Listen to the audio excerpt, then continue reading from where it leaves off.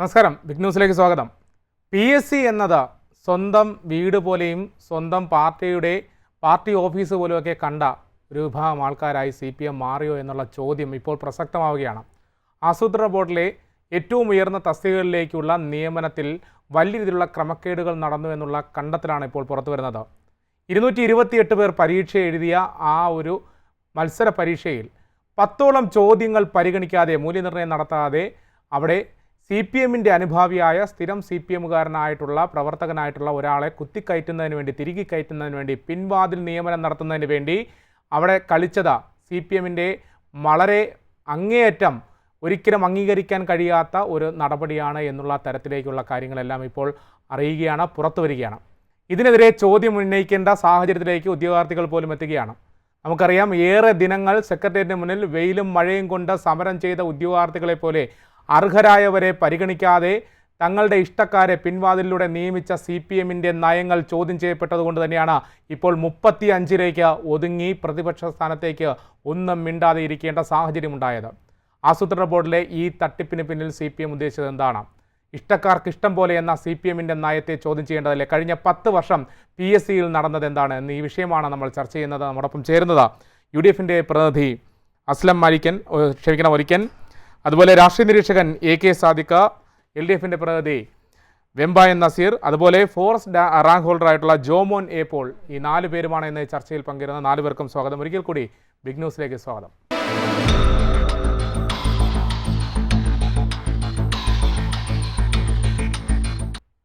തുടക്കത്തിൽ സൂചിപ്പിച്ച പോലെ ഈ തരത്തിൽ ആസൂത്രണ ബോർഡിൽ ഏറ്റവും കൂടുതൽ സംസ്ഥാനത്തിലെ നമ്മുടെ ഈ സർക്കാർ ജോലി നോക്കുകയാണെന്നുണ്ടെങ്കിൽ ഏറ്റവും കൂടുതൽ വേതനം ലഭിക്കുന്ന ജോലികളിൽ ഒന്നുകൂടിയാണ് ഈ ആസൂത്രണ ബോർഡിലെ ചീഫ് തസ്തികയിലേക്കുള്ള ജോലികൾ.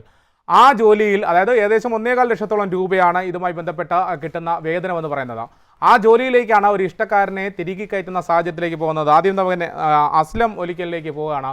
അസ്ലം, ഈ പറഞ്ഞതുപോലെ ഇത്തരത്തിൽ ആസൂത്രണ ബോർഡിലെ ചീഫ് തസ്തികയിലേക്കുള്ള നിയമനത്തിൽ ഇഷ്ടക്കാർക്ക് ഇഷ്ടം പോലെ വീതിച്ചു നൽകിയ ഒരു സാഹചര്യം ഉണ്ടായിരുന്നു. ആ സാഹചര്യത്തെ ചോദ്യം ചെയ്തുകൊണ്ട് ഇപ്പോൾ നിലവിൽ വരികയാണ്. കഴിഞ്ഞ 10 വർഷം PSCയിൽ ഇത്തരത്തിലുള്ള തിരികെ കയറ്റലുകൾ, പിൻവാതിൽ നിയമനങ്ങളായിരുന്നില്ല ഉണ്ടായിരുന്നത്. കഴിഞ്ഞ 10 വർഷക്കാലം കേരളത്തിൻ്റെ തെരുവീതികൾ, കേരളത്തിലെ മുഴുവൻ വിദ്യാർത്ഥി യുവജന സമൂഹം PSC എന്ന് പറയുന്ന ആ മഹത്തായ പ്രസ്ഥാനത്തിൻ്റെ മുമ്പിൽ കൈകൂപ്പി നിന്ന ഒരു സാഹചര്യം നമ്മളെല്ലാവരും കണ്ടു. നമുക്കറിയാം, നിരവധിയായിട്ടുള്ള ഉദ്യോഗാർത്ഥികൾ, ഓരോ വർഷവും 10,000-കണക്കിന് വിദ്യാർത്ഥികൾ വിവിധ റാങ്ക് ലിസ്റ്റുകളിൽ വന്നിട്ടും അവരുടെ റാങ്ക് ലിസ്റ്റ് കാലാവധി കഴിഞ്ഞിട്ടും അവർക്ക് അഡ്വൈസ് മെമ്മോ നൽകാൻ പോലും PSCക്ക് കഴിഞ്ഞിട്ടില്ല. അതിൻ്റെ ഭാഗമായി കഴിഞ്ഞ 10 വർഷക്കാലം കേരളത്തിൻ്റെ തെരുവേദികളിൽ PSC ഉദ്യോഗാർത്ഥികൾ നിരന്തരം സമരത്തിലായിരുന്നു. അവർക്ക് മുട്ടാവുന്ന മുഴുവൻ വാതിലുകളും ചെന്നവർ മുട്ടി. ഒരു വാതിലും തുറന്നില്ല. അവസാനം ഗതികെട്ട് അവർ സെക്രട്ടേറിയറ്റിൻ്റെ നടയിൽ വന്ന് സമരത്തിനിരുന്നു. അവരെ പോലീസിനെ വെച്ച് അടിച്ചമർത്തി. അവർ ശയന പ്രദർശനം നടത്തി. അവർ നിരന്തരം സമരങ്ങൾക്ക് തയ്യാറായി. എന്നിട്ടും അക്രമാസക്തമായ പോലീസ് മുറയിലൂടെ അവരെ അടിച്ചമർത്തുകയാണ് ചെയ്തത്. നിരവധിയായ PSC ഉദ്യോഗാർത്ഥികൾ ആത്മഹത്യയ്ക്ക് ശ്രമിച്ചു. ഇതെല്ലാം നമ്മൾ കണ്ടു. പക്ഷേ സർക്കാർ അതിനൊക്കെ മുഖം തിരിഞ്ഞ സമീപനമാണ് സ്വീകരിച്ചത്.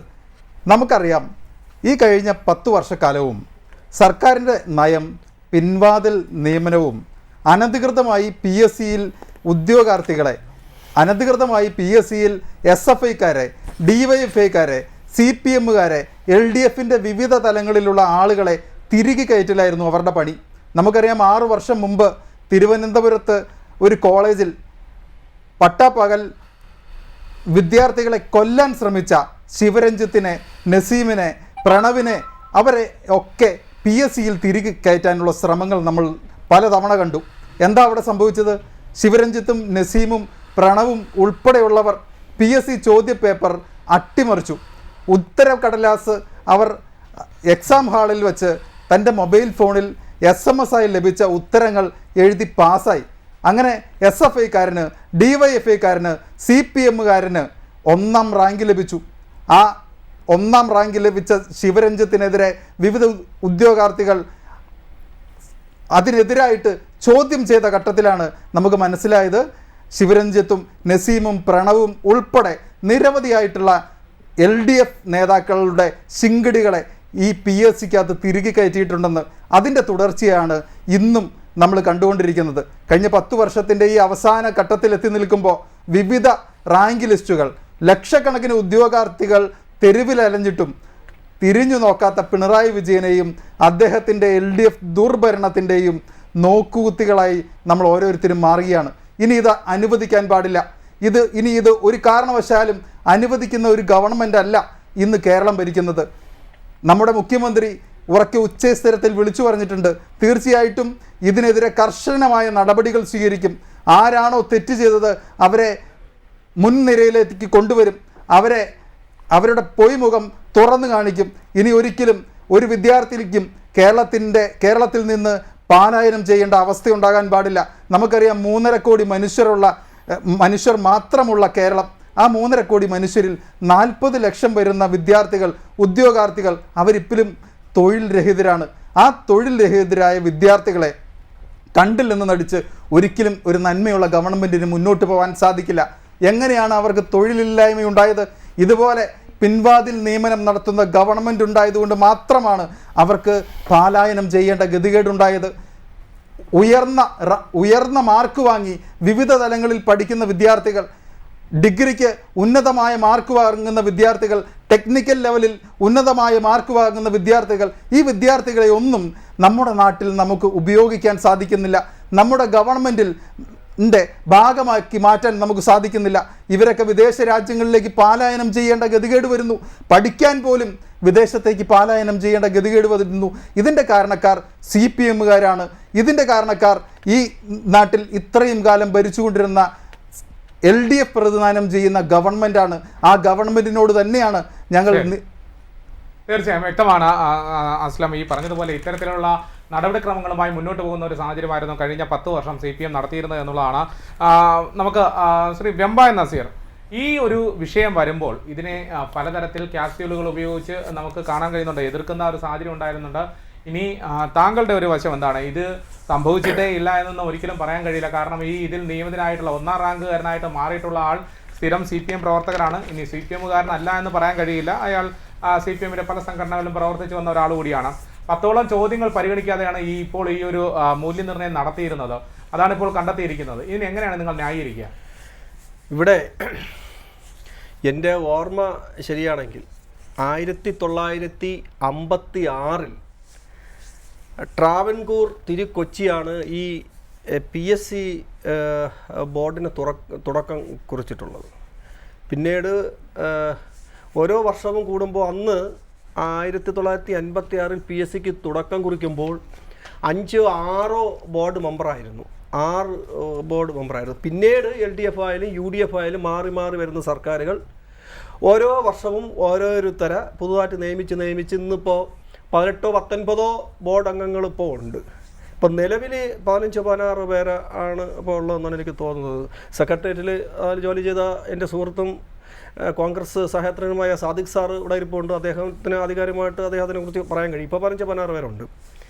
പക്ഷേ സുതാര്യമായാണ് ഇതുവരെ ഈ ബോർഡ് നിലനിൽക്കുന്നതും പിന്തുടർന്ന് വന്നതും. എന്ത് സുതാര്യത സാർ ഞാൻ പറഞ്ഞുതരാം. കാരണം നമ്മൾ മറ്റ് ബോർഡുകളെക്കെതിരെ ആക്ഷേപം ഉന്നയിക്കുന്നത് പോലെയല്ല ഈ PSC ബോർഡെന്ന് പറഞ്ഞാൽ. PSC ബോർഡ് സ്റ്റാറ്റ്യൂട്ടറി ബോർഡാണ്. അത് സാധാരണ ബോർഡിൻ്റെ സ്വഭാവം പോലെയല്ല. ഭരണഘടനാപരമായി നിലനിൽക്കുന്ന ഏറ്റവും ഉന്നതമായ ബോർഡാണ്. അതിൽ ആ PSC ബോർഡ് അംഗങ്ങൾക്ക് തന്നെ 3 ലക്ഷം രൂപ ഇപ്പോൾ നിലവിൽ ഇപ്പോൾ ശമ്പളമുണ്ട്. അത് മാറി മാറി വരുന്ന സർക്കാർ അത് കൂട്ടിയതാണ്. അത് ഗവർണറാണ് അതിന്റെ രക്ഷാധികാരി. എന്റെ ചോദ്യം വളരെ ലളിതമായിരുന്നു. ഞാൻ ചോദിച്ചൊരു ചോദ്യം എന്ന് പറയുന്നത് ഈ ആസൂത്രണ ബോർഡുമായി ബന്ധപ്പെട്ട ഇത്തരത്തിൽ ഒരു ഉദ്യോഗാർത്ഥിയെ തിരികെ കയറ്റുന്നതിന് വേണ്ടി 10ഓളം ചോദ്യങ്ങൾ പരിഗണിക്കാതെ 228 പേർ മാത്രം പരീക്ഷ എഴുതിയ ഒരു പരീക്ഷയിൽ തിരിമറി നടത്തിയിരിക്കുന്നു എന്നുള്ളതാണ്. ആ തിരിമറിയെ എങ്ങനെയാണ് CPM ന്യായീകരിക്കുക എന്നുള്ളതാണ് എന്റെ വളരെ ലളിതമായ ചോദ്യം. ചരിത്രമൊക്കെ നമുക്കറിയാം. ഞാനിപ്പോ നിങ്ങൾ പറയുന്നത് പോലെ നിങ്ങൾ ഉദ്ദേശിക്കുന്ന തരത്തിൽ എനിക്ക് മറുപടി പറയാൻ കഴിയും. താങ്കളുടെ രീതിയിൽ പറയാം. പാർട്ടിക്കും LDFനും അതിൻ്റെതായ നയങ്ങളുണ്ട്. അതിൻ്റെ രീതിക്ക് വേണ്ട കാര്യങ്ങൾ പറയാം. ഇത് ലക്ഷക്കണക്കിന് ആൾക്കാർ കാണുന്ന ഒരു ചർച്ചയാണ്. ഇപ്പൊ നിങ്ങൾ പറയുന്ന രീതിയിലും നിങ്ങൾ പറയുന്ന ദിവസത്തിൽ എനിക്കിപ്പോ മറുപടി പറയാൻ പറ്റുമോ സുഹൃത്തെ? അതുകൊണ്ടാണ് ഞാൻ പറഞ്ഞത് ഇത് ഭരണഘടനാപരമായ ഉന്നതമായ ഒരു ബോർഡാണ്. ഇതിൽ തിരിമറി നടത്തുക അസാധ്യം, ഇതിൽ ചട്ടവിരുദ്ധമായ കാര്യങ്ങൾ നടത്തുന്നത് അസാധ്യം, ഒന്നും ചെയ്യാൻ കഴിയില്ല. കാരണം ഈ ബോർഡിനകത്ത് ഒരു മെമ്പറിന് പോലും കൈ കടത്താൻ ഒന്നും പറ്റില്ല. പിന്നെ ഇവിടെ ഒരൊറ്റ കാര്യം, ഞാൻ താങ്കളുടെ ഇന്റർഫിയർ ചെയ്യല്ല, ഞാൻ ഒരൊറ്റ കാര്യം താങ്കൾ ഓർമ്മിപ്പിക്കാൻ വേണ്ടിയാണ്. ഈ ഭരണഘടനാപരമായിട്ടുള്ളതാണ്, അതിൽ തിരിമറി നടത്താൻ കഴിയില്ല എന്നൊക്കെ പറഞ്ഞതുകൊണ്ട് വളരെ അടുത്ത് കിടന്ന മുമ്പ് ഒരുപാട് ഈ 5 വർഷം മുമ്പൊക്കെ ഒട്ടേറെ കാര്യങ്ങൾ നടന്നിട്ടുണ്ട്. വളരെ അടുത്ത് കിടന്ന ഒരു സംഭവം ഞാനൊന്ന് സൂചിപ്പിക്കാം. രാജ്യാന്തര ബോഡി ബിൽഡിംഗ് മത്സരങ്ങളിൽ വിജയിയായിട്ടുള്ള ചിത്രേഷ് നടേശൻ, അതായത് മിസ്റ്റർ യൂണിവേഴ്സ് ജേതാവായിരുന്നു. പിന്നെ കണ്ണൂർ സ്വദേശിയായ ഷിനു ചൊവ്വ, ഇവർ രണ്ടുപേർക്കും നിയമനം നൽകി. എന്തിന്റെ അടിസ്ഥാനത്തിലാണ്? താങ്കൾ ഈ പറഞ്ഞ പോലെ ഭരണഘടനാപരമായിട്ടുള്ള എല്ലാ തരത്തിലുള്ള നിലനിർത്തിക്കൊണ്ട് തന്നെ യാതൊരു വിധത്തിലുള്ള ചട്ടലംഘനവും നടത്തിയിട്ടില്ലെങ്കിൽ ഇവർ രണ്ടുപേരും എങ്ങനെ പോലീസ് സേനയിൽ കയറി പറ്റി? താങ്കളൊന്ന് വിശദീകരിക്കാം. പറഞ്ഞുതരാം. പ്രിയ, താങ്കളുടെ പേര് കുഞ്ചു എന്നാണ് ഞാൻ മനസ്സിലാക്കുന്നത്. നമ്മൾ ഒരുപാട് ചർച്ചകളിൽ നമ്മൾ സ്റ്റുഡിയോയിൽ താങ്കളുമായിട്ട് നമ്മൾ സംസാരിച്ചിട്ടുണ്ട്. കുഞ്ചു, നമുക്കറിയാം ഈ ബിൽഡിങ്ങിലെ 2 പേർക്ക് പോലീസിൽ നല്ല ജോലി, SI തൊട്ട് അവർക്ക് നല്ല ഒരു സെലക്ഷൻ കൊടുത്ത് ശരി തന്നെയാണ്. അവർ ആരെന്ന് നിങ്ങൾ പരിശോധിക്കണം. ആരാണവർ? ഷിനു ചൊവ്വ DFIയുടെ സജീവ പ്രവർത്തകനാണ്. അവര് പാർട്ടിയുമായിട്ട് അവർക്ക് ബന്ധമില്ല. ആര് പറഞ്ഞു? ഷിനു ചൊവ്വ പാർട്ടി പ്രവർത്തകനാണ്. അദ്ദേഹത്തിന്റെ താങ്കൾ സമയം കിട്ടുവാണെങ്കിൽ അദ്ദേഹത്തിന്റെ ഫേസ്ബുക്ക് പ്രൊഫൈലൊക്കെ ഒന്ന് പരിശോധിക്കണം കേട്ടോ. പണ്ട് എപ്പോഴെങ്കിലും കൊടി പിടിച്ചെന്നും പറഞ്ഞ് അത് പണ്ടല്ല, ഈ ജോലി കിട്ടുന്ന തലേദിവസം വരെ അദ്ദേഹം പോസ്റ്റ് ഇട്ടിട്ടുണ്ട്. കുഞ്ചു, പാർട്ടി മാറ്റി നിർത്തൂ. കഴിവുള്ളവർ അർഹത ഉണ്ടെങ്കിൽ അവർക്ക് ജോലി കിട്ടാം. പിന്നെ നമുക്കറിയാം ഈ സ്പോർട്സിന്റെ ഒക്കെ വലിയ താരങ്ങൾ ആരാണവർ? ഈ സ്പോർട്സിന്റെ താരങ്ങൾ നമ്മുടെ നാടിന്റെ, നമ്മുടെ രാജ്യത്തിന്റെ, കേരളത്തെ അഭിമാനമാണവർ. അവർക്ക് ഈ സർക്കാർ ജോലി കൊടുക്കണ്ടേ? ശ്രീ വെമ്പാ നസീർ, താങ്കളുടെ അറിവിലേക്കായി ഒരു കാര്യം കൂടി പറയുകയാണ്. അതായത് ഈ ബോഡി ബിൽഡിംഗ് ഇതുവരെയായും ഇത്തരത്തിൽ ഈ പറഞ്ഞതുപോലെ ഒരു പരീക്ഷയുടെ അല്ലെങ്കിൽ ഒരു PSCയുടെ ചട്ടത്തിൽ അതിനകത്ത് ഉൾപ്പെടുത്തിയിട്ടുള്ള ഫിസിക്കൽ ഉൾപ്പെടുത്തിയിട്ടുള്ള ഒരു കാര്യമല്ല ബോഡി ബിൽഡിംഗ് എന്ന് പറയുന്നത്. അത് ഇതുവരെയും ഇതുവരെയായിട്ട് വന്നിട്ടില്ല. അതുകൊണ്ടാണ് ഇത് ചട്ടവിരുദ്ധമാണ് എന്ന് സൂചിപ്പിച്ചത്. സുഹൃത്തെ, ഒരു മിനിറ്റ്, ഗവർണർ അറിയാതെ ഇപ്പോൾ നമുക്കൊന്നും കാര്യങ്ങളൊന്നും ചെയ്യാൻ പറ്റില്ലല്ലോ. ഇവിടെ ഒരു ഗവർണർ സർക്കാരിനെ മാത്രം കുറ്റപ്പെടുത്താനാണ് നിങ്ങൾ ഈ ചർച്ചയിൽ ഉദ്ദേശിക്കുന്നത് എനിക്ക് മനസ്സിലായി. സുഹൃത്തെ, ഈ IM വിജയന് ജോലി കൊടുത്തത് ആരാണ്? ഈ ഫുട്ബോളിന്റെ ഒന്ന് പറയണം. ആ ചർച്ചയിലേക്ക് പോയാൽ നമുക്ക് സമയം ഇപ്പോൾ തികയാതെ വരും. ഫുട്ബോളിന്റെ ഇതിഹാസമായ കറുത്തമുത്ത് എന്ന് ലോകം വിളിച്ച ഇന്ത്യയുടെ അഭിമാനമായ, കേരളത്തിന്റെ അഭിമാന താരമായ കറുത്തമുത്ത് IM വിജയൻ പോലീസാണല്ലോ.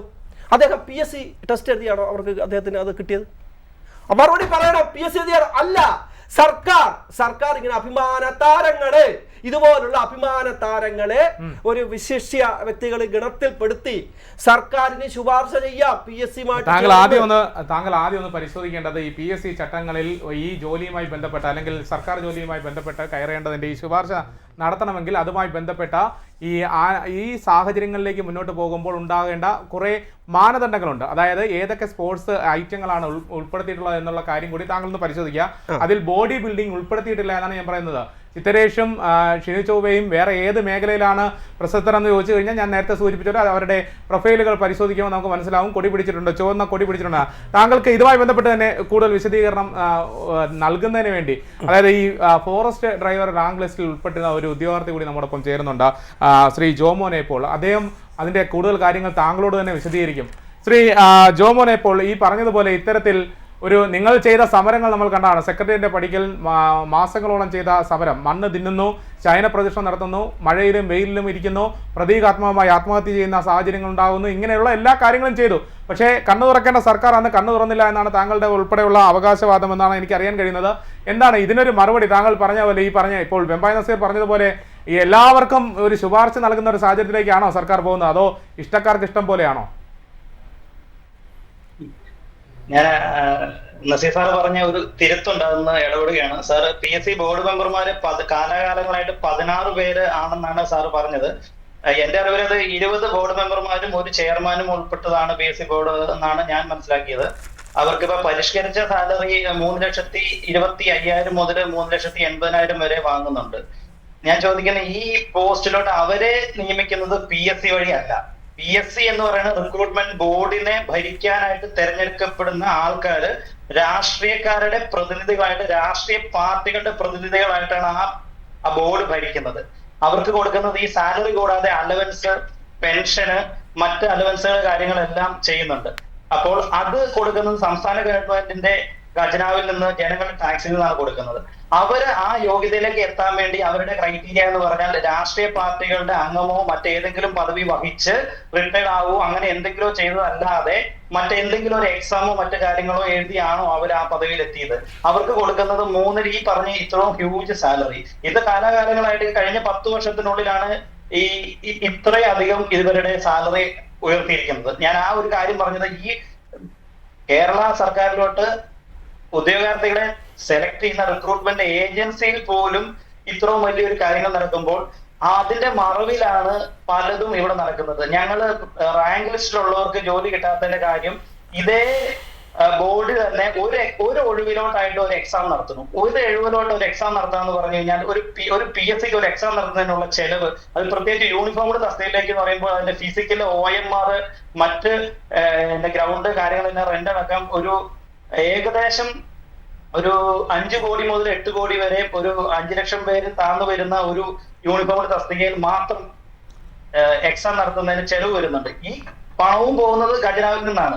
അപ്പൊ ഇത്രയും ഒരു വർഷം ഇത്ര എക്സാം ഞങ്ങൾ നടത്തി എന്നുള്ള ഒരു അവകാശവാദം ഉന്നയിക്കാൻ വേണ്ടി മാത്രമാണ് അവർ ഇത്രയും പണം ചെലവിടുന്നത്. മാത്രമല്ല, ഈ റാങ്ക് ലിസ്റ്റിൽ വരുന്നവർക്ക് കൃത്യമായിട്ട് ജോലി കൊടുക്കുന്നതിന് പകരം അഡ്വൈസ് മെമ്മോ അയച്ചിട്ട് കഴിഞ്ഞ ബഡ്ജറ്റില് ബഹുമാനപ്പെട്ട ധനകാര്യമന്ത്രി ബഡ്ജറ്റിൽ നേരിട്ട് അവതരിപ്പിച്ച, ഞാൻ ആ ബഡ്ജറ്റ് കേട്ടപ്പോൾ അന്ന് നോട്ട് ചെയ്ത് വെച്ചാണ് ഞങ്ങൾ ഇത്ര ലക്ഷം അഡ്വൈസ് മെമ്മോ അയച്ചു എന്നുള്ളത്. ഈ അഡ്വൈസ് മെമ്മോ അയച്ചാൽ അതൊരിക്കലും ഗവൺമെന്റ് ജോലി ആവുന്നില്ല. അഡ്വൈസ് മെമ്മോയ്ക്ക് പകരം എത്ര സ്പാർക്ക് ID ക്രിയേറ്റ് ചെയ്തു എന്ന് നിങ്ങൾ ആ നിയമസഭയിൽ പറഞ്ഞിരുന്നെങ്കിൽ അതാണ് ജോലി കിട്ടിയെന്നുള്ള ഒരു ഉദ്യോഗാർത്ഥിക്ക് നമുക്ക് തെളിവായിട്ട് കാണിക്കാൻ പറ്റുന്നത്. കാരണം അഡ്വൈസ് മെമ്മോ വരുമ്പോൾ അത് NJD ആയിട്ട് പോകും. അവർ പല റാങ്ക് ലിസ്റ്റുകൾ ഉണ്ടാവും. അത് വീണ്ടും അത് NJDയോ അല്ലെങ്കിൽ ഡിലീഷനോ ആയിട്ട് വീണ്ടും പുതിയ ആൾക്ക് മെമ്മോ അയച്ച് ഒരു 100 മെമ്മോ അയക്കുമ്പോൾ ചിലപ്പോൾ ഒരു 65 പേരോ ചിലപ്പോൾ 50ന്റെ അടുത്ത ആൾക്കാരെ അവിടെ ജോയിൻ ചെയ്യുന്നുള്ളൂ. ബാക്കി ആൾക്കാർ ജോയിൻ ചെയ്യുന്നില്ല. പക്ഷെ അതും കൂടെ ഈ നമ്മുടെ നിയമസഭയിൽ പെരുപ്പിച്ച് ഒരു സർക്കാരിന്റെ ഒരു വലിപ്പം കാണിക്കുന്ന രീതിയിൽ സത്യസന്ധമായ കാര്യങ്ങൾ പറഞ്ഞ അഭിമാനത്തോടു കൂടി നിങ്ങൾ ചെയ്ത പ്രവൃത്തികൾ, നിങ്ങൾ എന്ന് പറഞ്ഞാൽ ഞാനിപ്പോൾ നിങ്ങളെന്ന് ഉദ്ദേശിക്കുന്നത്, ഞാൻ ഈ കഴിഞ്ഞ റാങ്ക് ലിസ്റ്റ് ഉൾപ്പെട്ടപ്പോൾ ഒത്തിരി തവണ മുഖ്യമന്ത്രിയെ കാണാനും സെക്രട്ടേറിയറ്റായിട്ട് വന്നിട്ട് ഒരു തവണ പോലും മുഖ്യമന്ത്രിനെ ക്യാബിന്റെ അകത്തോട് ഞങ്ങൾക്ക് കാണാൻ പറ്റിയിട്ടില്ല. ഒരു തവണ പോലും. നമുക്ക് പ്രൈവറ്റ് സെക്രട്ടറി അടുത്ത് വരാൻ പറ്റും, അവിടുന്ന് കാര്യങ്ങൾ അന്വേഷിക്കും, പരിഹരിക്കാൻ നോക്കാം എന്ന് പറഞ്ഞ് വിടുന്നതല്ലാതെ നമുക്ക് ഒരു തവണ പോലും കാണാൻ പറ്റിയിട്ടില്ല. എന്നാൽ ഈ കഴിഞ്ഞ മാസം ഞങ്ങൾ നേരത്തെ നിന്നപ്പോൾ പുതിയ CM-നെ ഞങ്ങൾ ആദ്യത്തെ ചെല്ലിൽ തന്നെ ഞങ്ങൾക്ക് കാണാൻ പറ്റി. ഇതവിടെ എടുത്തു പറയാൻ കുറച്ച് ക്യൂ നിൽക്കേണ്ടി വന്നു. 100-200 പേര് ക്യൂ നിന്നാണെങ്കിൽ ആദ്യത്തെ ആ ഒരു അറ്റൻഡിൽ തന്നെ കാണാൻ പറ്റും. അദ്ദേഹം നേരിട്ട് ആ ഫയല് ഒരു മിനിറ്റ് എടുത്ത് ആ ഫയല് പരിശോധിച്ചിട്ട് നോക്കാം എന്ന് പറഞ്ഞു. അത് നമുക്ക് വളരെ സന്തോഷമുള്ള ഒരു കാര്യമാണ്. പക്ഷേ ഇടതുപക്ഷ ഗവൺമെന്റിന്റെ ഒരു CM-നെ ഞങ്ങൾ ഒരിക്കലും ആ ക്യാബിനിൽ ഞങ്ങൾക്ക് കാണാൻ പറ്റില്ല. വണ്ടിയിൽ കൂടെ പോകുന്നതല്ലാതെ ഞങ്ങൾക്ക് അവിടെ ക്യൂ നിന്നിട്ട് പോലും കാണാൻ പറ്റിയിട്ടില്ല. അല്ല, ഒരു കാര്യം കൂടി ജോമോൻ, ഒരു കാര്യം കൂടി, അതായത് എനിക്ക് തോന്നുന്നു അന്ന് 2ാം റാങ്ക് 10ാം റാങ്ക് 12ാം റാങ്ക് ഒക്കെ ഉള്ള, അതായത് 100-നകത്തോ അല്ലെങ്കിൽ 50-നകത്തോ റാങ്ക് ലിസ്റ്റ് ഉൾപ്പെട്ട ആൾക്കാർ വരെ ഈ സമരമുഖത്തേക്ക് ഉണ്ടായിരുന്നുള്ളതാണ്, യുവാക്കൾ ഉണ്ടായിരുന്നുള്ളതാണ്. എന്ത് മറുപടിയായിരുന്നു അന്നത്തെ സർക്കാർ നൽകിയിരുന്നത്? അന്നൊരു ഇലക്ഷൻ ഞങ്ങൾ മുട്ടിലേൽ സമരം അടക്കം സെക്രട്ടറിയുടെ പടികൾ നടത്തിയതാണ്. അത് ഇതൊരു യൂണിഫോംഡ് തസ്തികയാണ്. ഞാൻ ഫോറസ്റ്റ് റാങ്ക് ലിസ്റ്റ് ഉൾപ്പെട്ട ആളാണ്. അപ്പം അവിടെ 600-ലധികം ഫോറസ്റ്റ് വാഹനങ്ങളുള്ളിടത്ത് 271 തസ്തിക മാത്രമേ നിലവിൽ സാങ്ഷൻഡ് തസ്തികയുള്ളൂ. ബാക്കി ഒരു 300-ലധികം തസ്തികകളിൽ താൽക്കാലികക്കാരായിട്ട് ആൾക്കാർ വർക്ക് ചെയ്യുന്നു. ഞങ്ങളുടെ വിവരാവകാശ മറുപടി പ്രകാരം ഞങ്ങൾ അത് അന്വേഷിച്ചപ്പോൾ താൽക്കാലികക്കാരെ നിയമിക്കുന്നതിന് ഒരു ഗവൺമെന്റ് ഒരു റൂൾ ഉണ്ട്. എംപ്ലോയ്മെന്റ് എക്സ്ചേഞ്ച് വഴി നിയമിക്കുകയും 179 ദിവസം ജോലി നിർത്തിയിട്ട് ആവശ്യമാണെങ്കിൽ അതത് വകുപ്പിന്റെ തലവിന് ഒരു തവണയും കൂടെ അത് എക്സ്റ്റെൻഡ് ചെയ്ത് കൊടുക്കാനുള്ള അനുവാദം മാത്രമേ നിലവിൽ നമ്മുടെ നിയമം അനുവദിക്കുന്നുള്ളൂ. 27 വർഷവും 22 വർഷവും 16, 4, 7, 13 വർഷങ്ങളിലായ പലരും ഇവിടെ താൽക്കാലികക്കാരായിട്ട് വർക്ക് ചെയ്യുന്നു. ഞാൻ ചോദിക്കുന്നത്, ഈ താൽക്കാലികരെ നിയമിക്കുന്നതിന് പോലും ഒരു റൂൾ ഉണ്ട്. ഒരു പോസ്റ്റിലോട്ട് PSCയിൽ നിന്ന് റാങ്ക് ലിസ്റ്റിൽ ആളെ എടുക്കുന്നതിന്റെ ആ നിശ്ചിത ഇടവേളയിൽ ഫില്ല് ചെയ്യാൻ വേണ്ടി താൽക്കാലികം എന്നുള്ള വേർഡ് തന്നെയാണ് ആ താൽക്കാലികക്കാരെ എടുക്കുന്നതിനായിട്ട് അവിടെ പറഞ്ഞിരിക്കുന്നത്. പക്ഷെ ആ ഓർഡറിന്റെ മറവിൽ 20-ലധികം വർഷങ്ങളായിട്ട് അവർ സംസ്ഥാന ഖജനാവിന്റെ തന്നെ പണത്തിലൂടെ സാലറി മേടിച്ച് അവര് അവിടെ കഴിയുമ്പോൾ അവരെ നിയമിക്കുന്ന രീതി എന്താണ്? രാഷ്ട്രീയ പ്രേരിതമായോ ചില ഉദ്യോഗസ്ഥരുടെ താല്പര്യപ്രകാരമോ തദ്ദേശീയമായ ആ ഒരു ആനുകൂല്യ ഘടകങ്ങളും വെച്ച് മാത്രമാണ് ഇവരെ നിയമിക്കുന്നത്. അവിടെ ഇവരിങ്ങനെ നിൽക്കുന്നതുകൊണ്ട് മാത്രമാണ് PSCയിൽ പുതിയ പോസ്റ്റ് ഗ്രാജുവേഷൻ നടത്താതിരിക്കുന്നത്. ഞങ്ങളുടെ ഒരു പോസ്റ്റ് ഗ്രാജുവേഷന്റെ ഫയലുമായിട്ട് ഞങ്ങൾ ധനവകുപ്പിനെ സമീപിച്ചപ്പോൾ ധനവകുപ്പിന്റെ ഒരു വളരെ വ്യക്തമായ ഒരു കണ്ടെത്തലുകളുണ്ട്. 500 വർഷത്തിലധികം സർവീസുള്ള, ഞാനത് വായിക്കുകയാണെങ്കിൽ കൃത്യം പറഞ്ഞാൽ 500 വർഷത്തിനപ്പുറം സേവനം ആവശ്യപ്പെടുന്ന ആരോഗ്യ വിദ്യാഭ്യാസ മേഖല, ആഭ്യന്തര വകുപ്പ് എന്നീ മേഖലകളിൽ മാത്രമാണ് തസ്തിക സൃഷ്ടിക്കേണ്ടതെന്ന്. അതുകൊണ്ട് വനം വകുപ്പ് കേരളത്തിൽ 500 വർഷം കഴിയുമ്പോൾ ഇല്ലാണ്ടാവുന്നു എന്നൊരർത്ഥമുണ്ടോ? 25 വർഷം കഴിയുമ്പോൾ ഒരു വാഹനം കണ്ടം ചെയ്തു പോയി കഴിഞ്ഞു കഴിഞ്ഞാൽ അവിടെ വാഹനം ഉപയോഗിക്കാതെ ആൾക്കാർ ബസ്സിനും നടന്നുമാണോ ജോലി ചെയ്യുന്നത്? ഇത് കാലങ്ങളായിട്ടുള്ള ധനവകുപ്പിലെ ചില രാഷ്ട്രീയ പ്രേരിതരായ ചില ഉദ്യോഗസ്ഥരുടെ ഫയലിലെ കണ്ടന്റ് ആണ്. ഇതിന്റെ വിവരാവകാശ രേഖയാണ് ഞങ്ങളുടെ കയ്യിലുള്ളത്. ഇപ്പോഴും ആ ഫയൽ വാലിഡ് ആണ്. ഇതേ ഫയലിന്റെ പുറകെയാണ് ഇപ്പോഴും ഞങ്ങൾ നടക്കുന്നത്. അപ്പൊ വിവരാവകാശ മറുപടി കിട്ടിയത് ഗവൺമെന്റിലെ ഫിനാൻസിലെ ചില ഉദ്യോഗസ്ഥരെ എഴുതിയ കുറിപ്പുകൾ കൊണ്ട് മാത്രമാണ് ഞങ്ങളുടെ ഫയലിന്റെ ആ ഒരു പോസിറ്റീവ് സൈഡ് ഇല്ലാതായത്. മാത്രവുമല്ല അവരുടെ കണക്കിലും തെറ്റുണ്ട്. വ്യക്തമായ തെളിവുകൾ സഹിതമാണ് പറയുന്നത്, ആരോപണം. ശരി, ഞാൻ താങ്കളിലേക്ക് തിരികെ വരാം. ഈ പറഞ്ഞതുപോലെ ഇത്തരത്തിലുള്ള ക്രമക്കേടുകൾ നിലനിൽക്കുന്നു എന്നുള്ളത് തന്നെയാണ്. അതിന്റെ ഒരു വിശദീകരണം നമുക്ക് എന്തായാലും ആവശ്യമാണ്. ശ്രീ AK സാദിഖ്, നേരത്തെ വെമ്പായ നസീർ സൂചിപ്പിച്ചതുപോലെ ഇത്തരത്തിൽ യാതൊരു വിധത്തിലുള്ള ക്രമക്കേടുകൾ നടക്കുന്നില്ല. ഭരണഘടനാപരമായി മുന്നോട്ട് പോകുന്ന ഒരു ബോർഡിനെ ഇങ്ങനെ എന്തിനാണ് പഴികേൽപ്പിക്കുന്നതെന്നൊക്കെയാണ് അദ്ദേഹം ചോദിക്കുന്നത്. PSC എന്ന 3 അക്ഷരം കേരളത്തിലെ 45 ലക്ഷത്തോളം പേര് രജിസ്റ്റർ ചെയ്തിട്ടുള്ള ഒരു വലിയ ഭരണഘടനാ സ്ഥാപനമാണ്. ആദ്യം PSC എന്താണ്, അതിൻ്റെ മഹത്വം എന്താണെന്നുള്ളത് ബോധ്യപ്പെട്ടാൽ, ഭരണഘടന വന്ന 1950 ഭരിക്കുന്ന പാർട്ടിയിൽപ്പെട്ടവർക്ക് മാത്രമായി സർക്കാർ നിയമനങ്ങൾ പോകാതിരിക്കാൻ 18 വയസ്സ് കഴിഞ്ഞ ഇന്ത്യൻ പൗരന്മാർക്ക് അപേക്ഷ നൽകി മിടുക്കരായവർക്ക് ജാതി മത വർഗവർണ്ണ രാഷ്ട്രീയ ഭേദമന്യേ അർഹതപ്പെട്ടവന് ജോലി കിട്ടാൻ ജവഹർലാൽ നെഹ്റു രാജ്യത്തിന് നൽകിയ സംഭാവനയാണ് കേന്ദ്ര UPSCയും കേരളത്തിൻ്റെ പബ്ലിക് സർവീസ് കമ്മീഷനും ഉൾപ്പെടെയുള്ള ഭരണഘടനാ സ്ഥാപനങ്ങൾ. ഇന്ത്യൻ ഭരണഘടനയുടെ 315 മുതൽ 323 വരെയുള്ള ആർട്ടിക്കിളുകളിൽ ഇതിനെക്കുറിച്ച് കൃത്യമായി പറഞ്ഞിട്ടുമുണ്ട്. ആ പബ്ലിക് സർവീസ് കമ്മീഷനിൽ പട്ടത്ത് 31 വർഷം സേവനമനുഷ്ഠിച്ച് വിരമിച്ച വ്യക്തിയാണ് ഞാൻ. കൃത്യമായി എന്താണ് PSC എന്നുള്ളത് ജനങ്ങൾ അറിഞ്ഞിരിക്കണം. ഇവിടെ ഇപ്പോൾ ഇന്നലെയും ഇന്നും 2 ദിവസമായി PSC എന്ന 3 അക്ഷരം വളരെ പ്രസിദ്ധിക്ക് മുമ്പേ ഒരു കൂയും കുടിരണം. കുപ്രസിദ്ധമായി സർവ്വമാധ്യമങ്ങളിലും വന്നിരിക്കുകയാണ്. എന്താണ് വിഷയം? ഉദ്യോഗാർത്ഥികൾ എഴുതിയ 228 പേർ മാത്രം എഴുതിയ ഒരു പരീക്ഷയ്ക്ക്, ആ പരീക്ഷയും ആ തസ്തികയുടെയും പ്രാധാന്യം കൂടി നോക്കണം. കേരളത്തിൽ ആകെയുള്ള 5.5 ലക്ഷം ജീവനക്കാരെ 27 ശമ്പള സ്കെയിലുകളിലായിട്ടാണ് വിഭജിച്ചിരിക്കുന്നത്. 27ാമത്തേത് സ്പെഷ്യൽ സെക്രട്ടറി എന്ന് പറയും, പ്രൊമോഷൻ പോസ്റ്റാണ്. അതിൻ്റെ തൊട്ട് താഴെയുള്ള 26ാമത്തെ ശമ്പള സ്കെയിലാണ് 1,23,700.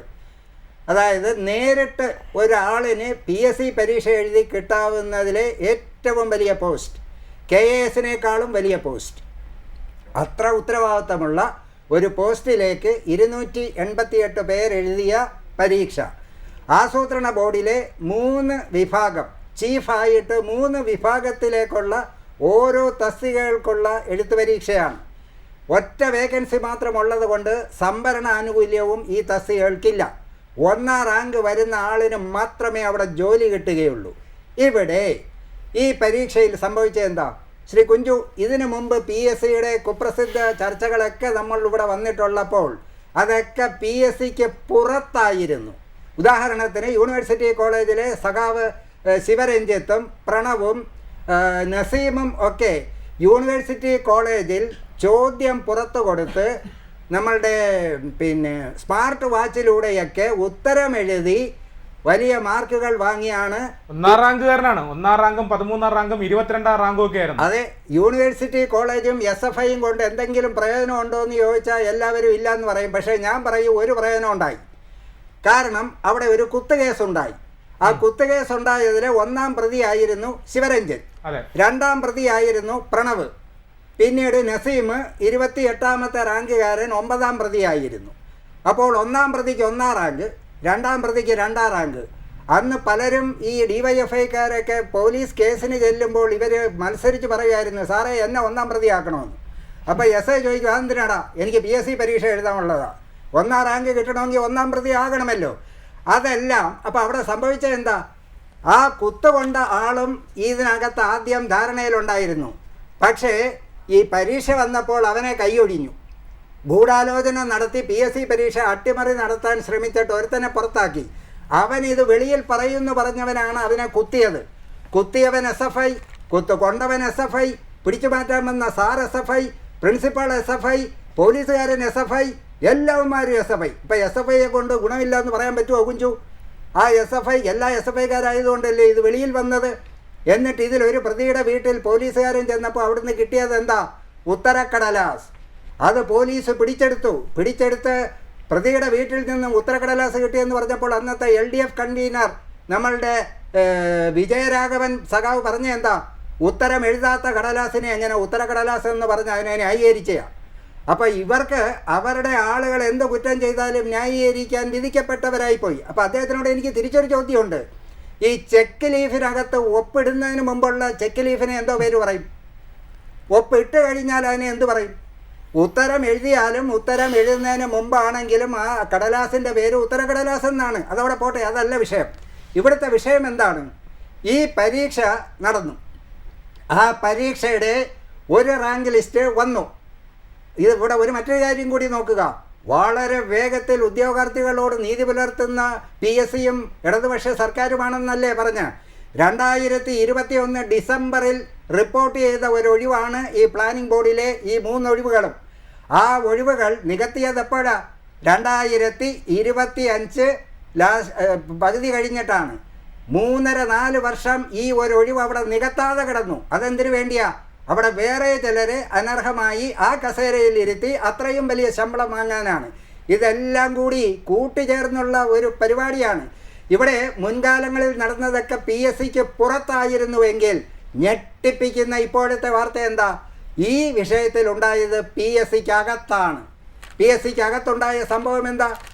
ഉത്തരക്കടലാസിൽ ആകെ 28 ചോദ്യങ്ങൾ വിവരണാത്മകമാണ്. മറ്റേ ബബിളി ചെയ്യുന്ന കറക്കി കുത്തുന്ന ABCD അല്ല, വിവരണാത്മകമാണ്.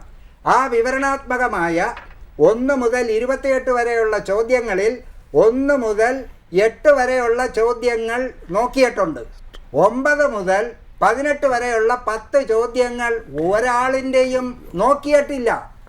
8 കഴിഞ്ഞാൽ പിന്നെ 18ആണ്. അല്ല, അങ്ങനെ നോക്കിയാൽ ഒന്നാം റാങ്കുകാരൻ ഒന്നാം റാങ്കിലേക്ക് എത്താൻ കഴിയില്ല. നിലവിൽ ഇപ്പോൾ ഒന്നാം റാങ്ക് കിട്ടിയാൽ അതുകൊണ്ട് അത് അവിടെയാണല്ലോ ഇത്. എന്തിനാണ് അപ്പോൾ ഇത് ഒരാളിൻ്റേത് വിട്ടുപോയതാണെങ്കിൽ നമ്മൾക്ക് ഒരാളുടേത് അബദ്ധവശാൽ വിട്ടുപോയതാണെന്ന് പറയാം. 228 പേരുടേത് പരിശോധിച്ചപ്പോൾ 228 പേർക്കും ഈ 10 ചോദ്യങ്ങളും നോക്കിയിട്ടില്ല. ഇനി 10 ചോദ്യങ്ങളെന്ന് പറയുമ്പോൾ കുഞ്ചു 1 മാർക്കിൻ്റെ 10 ചോദ്യമല്ല. 8ാമത്തെ ചോദ്യത്തിന് 4 മാർക്ക്, 9ാമത്തെ ചോദ്യം മുതൽ 18 വരെ ഉള്ളതിന് 6 മാർക്ക്, 96, 54, 4, 58 മാർക്ക് വെളിയിൽ പോയി. ബാക്കി 42 മാർക്ക്. 100 മാർക്കിൻ്റെ പരീക്ഷ എഴുതിയവന് 42 മാർക്കിലാണ് ഉത്തരത്തിനാണ് മാർക്കിട്ടിരിക്കുന്നത്.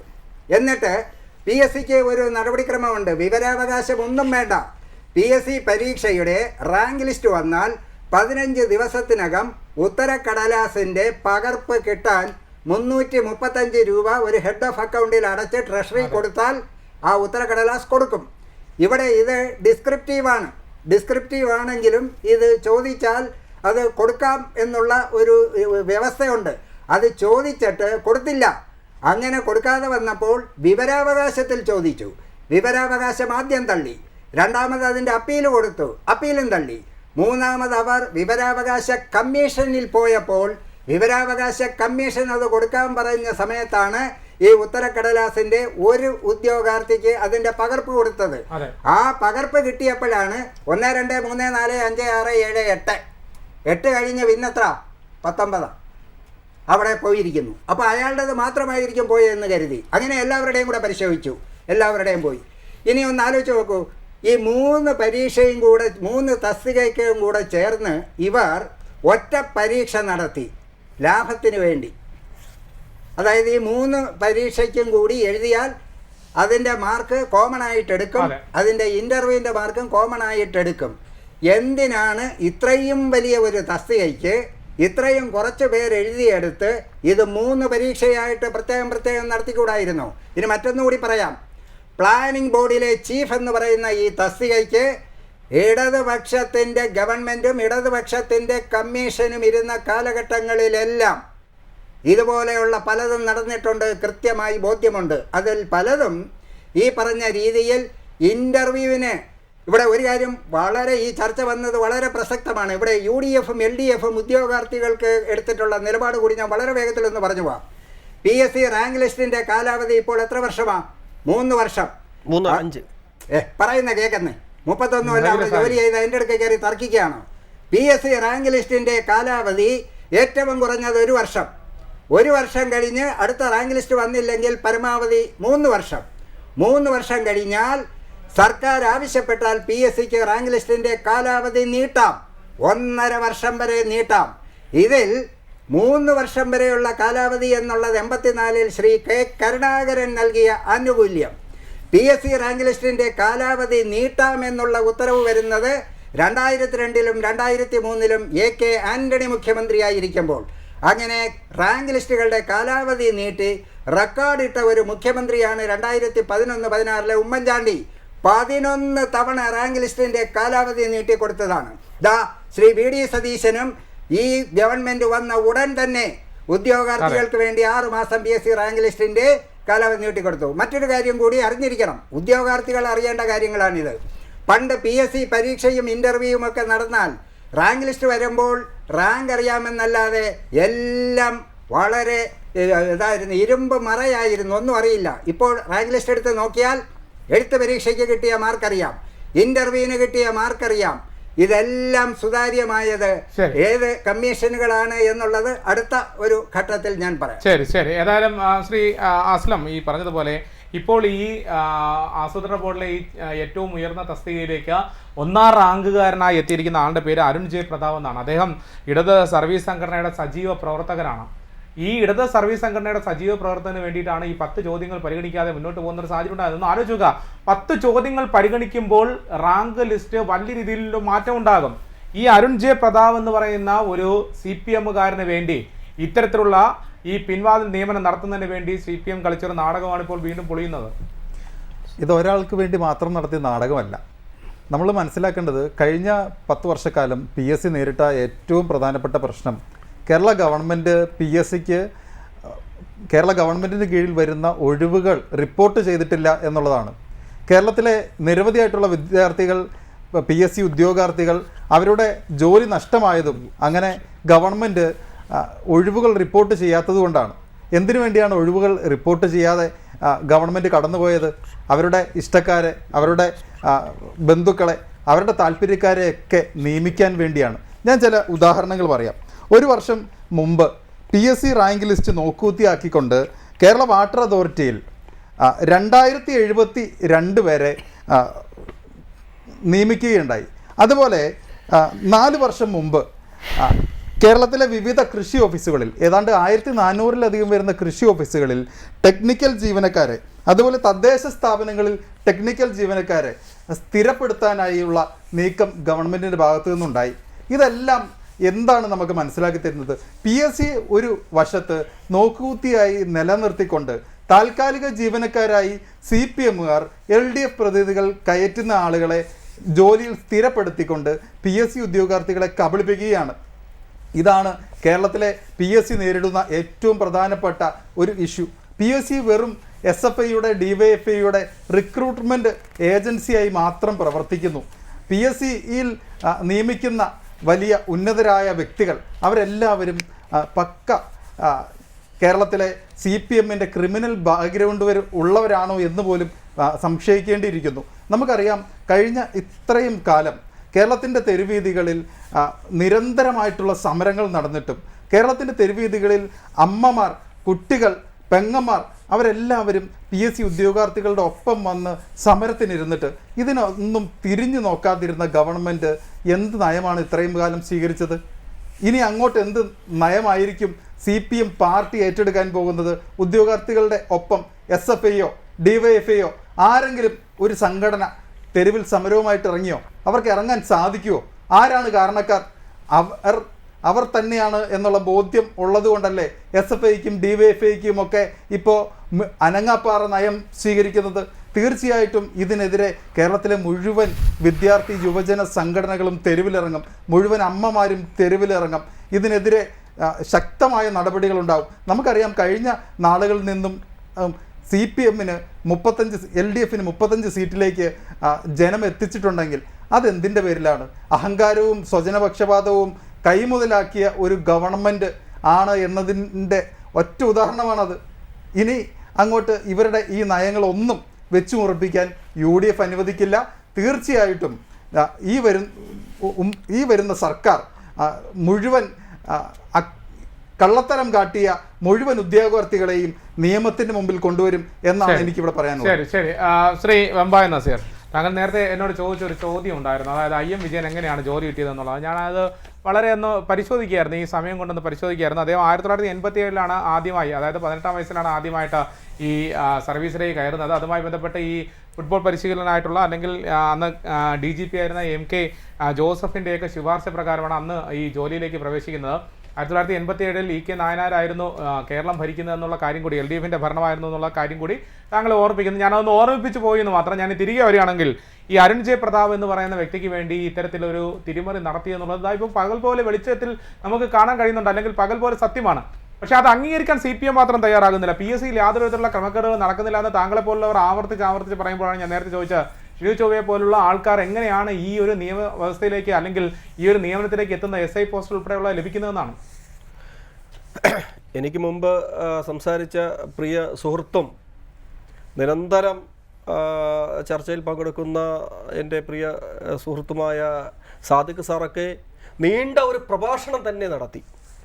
ഞാനൊഴിച്ച് ഈ ചർച്ചയിൽ പങ്കെടുക്കുന്ന എല്ലാവരും ഇടത് വിരുദ്ധരാണ്, ഇടത് പക്ഷ വിരുദ്ധരാണെന്ന് ചർച്ച കാണുന്നവർക്ക് നന്നായിട്ട് അറിയാം. പക്ഷെ ഇവിടെ അങ്ങനെ എന്തെങ്കിലും ഒരു ആക്ഷേപം PSCക്ക് വഴി ഉണ്ടായിട്ടുണ്ടെങ്കിൽ അത് സാങ്കേതിക തകരാറ്, അത് പരിശോധിക്കണം.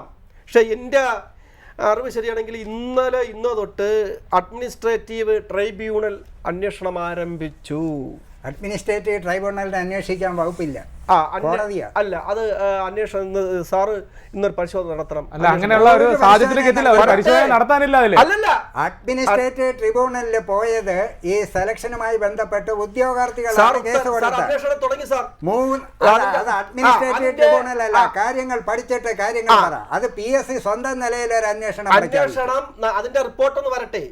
റിപ്പോർട്ട് വന്നിട്ട് ഇതിലാരാണ് കള്ളം ചെയ്തത്, ആരാണ് കള്ളം, അത് നമുക്ക് കണ്ടുപിടിക്കണം. ഇതില് ഈ റിപ്പോർട്ട് വന്നിട്ട് എന്ത് ചെയ്യാനാണ് ശ്രീ വെമ്പായ സർ? ഞാനല്ല ഒറ്റ കാര്യം ചോദിക്കട്ടെ. അതായത് 2024 PSC അംഗത്വത്തിനായിട്ട് കോഴ വിവാദം ഉയർന്നു വരുന്ന സാഹചര്യം ഉണ്ടായിരുന്നു. അന്ന് തന്നെ റിപ്പോർട്ട് തേടുന്ന ഒരു സാഹചര്യം ഉണ്ടായിരുന്നു. അന്ന് മുഖ്യമന്ത്രി സഭയിൽ ഉൾപ്പെടെ പറഞ്ഞത് ഈ റിപ്പോർട്ട് തേടി ഉചിതമായ നടപടി സ്വീകരിക്കുന്നതാണ്. എന്ത് നടപടി സ്വീകരിച്ചു? അയാളെ നിയമത്തിന് മുന്നിൽ കൊണ്ടുവരാനുള്ള ഏതെങ്കിലും തരത്തിലുള്ള നടപടി അന്നത്തെ CPM ഗവൺമെന്റോ അല്ലെങ്കിൽ ഇപ്പോഴോ ഈ ഇറങ്ങിപ്പോകുന്നതിന് തൊട്ട് മുമ്പെങ്കിലും ചെയ്യാനുള്ള സാധ്യത ഉണ്ടായിരുന്നോ? എന്തിനാണ് ഈ റിപ്പോർട്ട് വരുന്നതിന് വേണ്ടി കാത്തു നിൽക്കുന്നത്? സുഹൃത്തെ, നമുക്ക് അറിയാം, ഒരു 10-60 വർഷമായ ശേഷം കേരളത്തിൽ LDF മാത്രമല്ല ഇങ്ങനെ ഭരിച്ചുകൊണ്ട് ഇപ്പം ഈ കഴിഞ്ഞ 10 വർഷമാണ് LDF തുടര ഭരിച്ചത്. അപ്പൊ അതിനിടെ LDF-ഉം UDF-ഉം ജനങ്ങൾ വലിയ രീതിയിൽ ഖേദിക്കുന്നുണ്ട്. അപ്പൊ UDF ഭരിച്ചുകൊണ്ടിരുന്ന സമയത്തും PSC-യിൽ ഇതുപോലത്തെ ആക്ഷേപങ്ങൾ ഉന്നയിച്ചിട്ടുണ്ട്. താങ്കൾ ഒരെണ്ണം പറയൂ, ഏതെങ്കിലും ഒരെണ്ണം പറയൂ. ഞാനിപ്പോൾ ശ്രീ AK സാദിഖ് ശ്രീ AK സാദിഖ് ഒരു നിമിഷം. ശ്രീ വെമ്പായ നസീർ, ഞാൻ 1-2 പേരുകൾ പറയാം. ഈ പറഞ്ഞതുപോലെ ചിത്തരേഷ്, ഷിനു ചൊവ്വ, ഇപ്പോൾ ഈ പറഞ്ഞ പോലെ അരുൺ ജെ പ്രതാപ്, ഇങ്ങനെ എടുത്തു പറയാൻ പറ്റുന്ന ഒരു 2 പേരുകൾ പോട്ടെ, ഒരു പേരെങ്കിലും ഈ UDF-ന്റെ ഭരണം ഇവിടെ ഉണ്ടായിരുന്ന സമയത്ത് PSC-യിലെ അഴിമതി എന്ന് പറഞ്ഞ് ചൂണ്ടിക്കാട്ടിക്കൊണ്ട് താങ്കൾ ഒരു പേര് പറയൂ, അല്ലെങ്കിൽ ഒരു സംഭവം പറയൂ. സംഭവം ഒന്നല്ല, ഒരുപാട് സംഭവം. ഒരെണ്ണം പറയൂ. അല്ല, ഒരെണ്ണം പറയൂ. താങ്കൾ ഒരെണ്ണം പറഞ്ഞാൽ മതി. ഒരെണ്ണം പറഞ്ഞാൽ താങ്കൾ പറയുന്ന എല്ലാ കാര്യങ്ങളും ഞാൻ അംഗീകരിച്ചു തരാം. ഒരു കാര്യം, ഒരു സംഭവത്തെ കുറിച്ച് മാത്രം താങ്കൾ പറയുകയാണെങ്കിൽ ഞാൻ അംഗീകരിച്ചു തരാം. ഇനി ഞാൻ താങ്കളുടെ അറിവിലേക്ക് വേണ്ടി ഒരു കാര്യം കൂടി പറയാം. അതായത് നേരത്തെ നമ്മുടെ ഒരു വിദ്യാർത്ഥി റാങ്ക് ഹോൾഡേഴ്സായുള്ള ജോമോൻ ഇപ്പോൾ ഒരു കാര്യം പറഞ്ഞിരുന്നു, ഇതുമായി ബന്ധപ്പെട്ടുള്ള വളരെ സുപ്രധാനമായ ഒരു കാര്യം. അതായത് ഈ വനംവകുപ്പിലെ അല്ലെങ്കിൽ ഫോറസ്റ്റിലെ ഈ ഡ്രൈവർ തസ്തികയുമായി ബന്ധപ്പെട്ട ഏറ്റവും സുപ്രധാനമായ കാര്യം. ഞാൻ അതിന്റെ ഒരു PDF കൂടി ഞാൻ താങ്കളെ ആ സ്ക്രീനിലൊന്ന് കാണിക്കുകയാണ്. താങ്കൾ അതൊന്ന് വായിക്കാൻ കഴിയുമെങ്കിൽ അതിൽ സൂചിപ്പിക്കുന്ന ഒന്നിലേറെ കാര്യങ്ങളുണ്ട്. അതായത് അതിൽ പറഞ്ഞിരിക്കുന്ന ഈ വനംവകുപ്പിലെ പുതിയ ഫോറസ്റ്റ് ഡ്രൈവർ തസ്തികയിലേക്ക് സൃഷ്ടിക്കണമെന്ന് ആവശ്യപ്പെട്ടുകൊണ്ട് പത്തനംതിട്ട ജില്ലാ ഫോറസ്റ്റ് ഡ്രൈവർക്ക് റാങ്ക് ഹോൾഡേഴ്സ് സമർപ്പിച്ച അപേക്ഷയെക്കുറിച്ചുള്ള അല്ലെങ്കിൽ ആ അപേക്ഷയെ തുടർന്നുള്ള ചർച്ചയാണ് ഇപ്പോൾ പറയുന്നത്. അതുമായി ബന്ധപ്പെട്ടുള്ള ഒരു വളരെ സുദീർഘമായ ഒരു ഡീറ്റെയിൽസ് ആണ്. അതായത് ഈ ഹൈലൈറ്റ് ചെയ്തിരിക്കുന്നത് ഈ ഉദ്യോഗാർത്ഥികൾ കൊടുത്തിരിക്കുന്ന ആ ചോദ്യങ്ങൾക്ക് മറുപടിയായി ലഭിച്ചിരിക്കുന്നതാണ്. ഞാൻ താങ്കളുടെ വാട്സപ്പിലേക്ക് കൂടി അത് അയക്കാം. അതായത് ആകെയുള്ള ഒഴിവുകൾ എന്ന് പറഞ്ഞാൽ 271 ആണ്. അതിൽ അല്ല ആകെയുള്ള തസ്തികകൾ എന്ന് പറയുന്നത് 271 അതിൽ ഒഴിവുകളായിട്ടുള്ളത് 144. ഇതാ ഇവിടെ സൂചിപ്പിച്ചിരിക്കുന്നത് 144 ഫോറസ്റ്റ് ഡ്രൈവർ തസ്തികയിൽ പുതുതായി സൃഷ്ടിക്കുമ്പോൾ ഒരു ഫോറസ്റ്റ് ഡ്രൈവർ ഗ്രേഡ് 2 തസ്തികയ്ക്ക് അടിസ്ഥാന ശമ്പളവും മറ്റ് ആനുകൂല്യങ്ങളും ഉൾപ്പെടെ പ്രതിമാസം 33,750 രൂപ ക്രമത്തിൽ 140 തസ്തികൾക്ക് പ്രതിമാസം 48,60 ലക്ഷം രൂപ ശമ്പള ഇനത്തിൽ അധിക ബാധ്യത വരുമെന്നാണ് സർക്കാർ കൊടുത്തിരിക്കുന്ന മറുപടി. ഞാൻ താങ്കളിലേക്ക് ഉടൻ തന്നെ മടങ്ങി വരാം. ശ്രീ ജോമോനെ, ഇപ്പോൾ ഈ പറഞ്ഞതുപോലെ ഈ താങ്കൾ ഉൾപ്പെടെ കണ്ടിരിക്കാം ഈ ഒരു മറുപടി നിങ്ങൾ ഉൾപ്പെടെയുള്ള ഉദ്യോഗാർത്ഥികൾ കൊടുത്തതാണ്. ഇതിൽ സൂചിപ്പിച്ചിരിക്കുന്ന ഈ കാര്യം എന്ന് പറയുന്നത് എന്തുകൊണ്ടാണ് നിയമനം നടക്കാത്തതെന്ന് വെച്ച് കഴിഞ്ഞാൽ ഇത്രയധികം അധിക ചെലവ് വരുന്നു. ഏകദേശം 33,750 രൂപയാണ് നിങ്ങൾക്ക് നൽകുന്ന സാലറി എന്നാണ് പറയുന്നത്. യഥാർത്ഥത്തിൽ സാലറി അത്രയാണോ? അല്ല, ഇവിടെ പറഞ്ഞിരിക്കുന്നത് ഒരു തസ്തിക അധികം സൃഷ്ടിക്കുമ്പോൾ ഗവൺമെന്റ് ഉണ്ടാവുന്ന അധിക ബാധ്യത എന്നുള്ളത് അത് വളരെ ഭംഗിയായിട്ട് അവർ പെരുപ്പിച്ച് കാണിച്ചിട്ടുണ്ട്. ഞാനത് മൊത്തം ആക്ഷേപിച്ച് പറയില്ല. എന്നാലും കഴിഞ്ഞ ഗവൺമെന്റിലെ ധനവകുപ്പിലെ ചില ഉദ്യോഗസ്ഥരുടെ കൃത്യമായ ഇടപെടലുകൾ ഈ ഫയൽ വായിക്കുന്ന അരിയാഹാരം കഴിക്കുന്ന ആർക്കും മനസ്സിലാവും. അതാണ് അത്ര സ്പഷ്ടം. ഇതൊരു വിവരാവകാശ മറുപടിയാണ്, അല്ലാണ്ട് നമ്മളുണ്ടാക്കിയതല്ല, ഗവൺമെന്റ് രേഖ തന്നെയാണ്. അപ്പൊ ഈ രേഖ പ്രകാരം ഇതിനകത്ത് നമുക്ക് തന്നെ കിട്ടിയ മറുപടിയിൽ ഒരു ഡെയിലി വേസ് ആൾക്കാർ നമ്മളൊരു ഡിപ്പാർട്ട്മെന്റിൽ ഒരാളെ ഫോക്കസ് ചെയ്തൊരു വിവരാവകാശം വെച്ചപ്പോൾ അയാൾ തുടർച്ചയായിട്ട് വാങ്ങുന്ന സാലറി ഡെയിലി വേസ് ആളാണ്. അയാൾ വാങ്ങുന്ന സാലറി 24,000 രൂപയിൽ അധികം വാങ്ങുകയും അലവൻസുകൾ കൈപ്പറ്റുകയും ചെയ്യുന്നുണ്ട്. ഇവിടെ ധനവകുപ്പ് ഇവിടെ പ്രതിപാദിച്ചിരിക്കുന്നത് 20,070 രൂപ വെച്ചുള്ള ഒരു കാൽക്കുലേഷനിലാണ് 3,45,61,678 രൂപ എന്നുള്ള ആ കാൽക്കുലേഷൻ അതിനെ പെരുപ്പിച്ച് കാണിച്ചു. ഇത് വിവരാവകാശ മറുപടി പ്രകാരം അവർ വാങ്ങുന്ന സാമ്പത്തിക സ്ഥിതി വെച്ച് ഇവര് തരുന്ന അധിക ബാധ്യത 1,95,92,878 ആണെന്ന് പറയുമ്പോൾ യഥാർത്ഥ കണക്കൊന്ന് കാൽക്കുലേറ്ററിൽ കൂട്ടിക്കഴിഞ്ഞാൽ വിവരാവകാശ രേഖ അവർ തന്നെ ഗവൺമെന്റ് മറുപടിയിലുള്ള കാൽക്കുലേറ്റ് 1,72,00,000, അതായത് അങ്ങനെ തന്നെ ഏകദേശം ഒരു 23 ലക്ഷം രൂപയുടെ കുറവ് അവിടെ സംഭവിക്കുന്നു. അപ്പൊ ഇത് നടക്കരുത് എന്ന് ചില ഉദ്യോഗസ്ഥരെയോ അല്ലെങ്കിൽ അതിന്റെ ബാക്കിലുള്ള ഗവൺമെന്റിന്റെയോ ഒരു ഹിഡൻ അജണ്ട പോലെ ഇതിനെ പെരുപ്പിച്ച് കാണിച്ചുകൊണ്ട് ഒരു ഫയൽ ക്ലോസ് ചെയ്യാൻ വേണ്ടി എടുക്കുന്ന ഒരു തിടുക്കമുള്ള ഒരു നടപടിയാണ് ഇവിടെ നടത്തുന്നത്. ഞങ്ങൾ ഇത് ഒരുപാട് കഷ്ടപ്പെട്ടാണ് ഒരു ഫയൽ അവിടെ ഒന്ന് ജനറേറ്റ് ചെയ്ത് ഫിനാൻസ് വരെ എത്തിച്ചത്.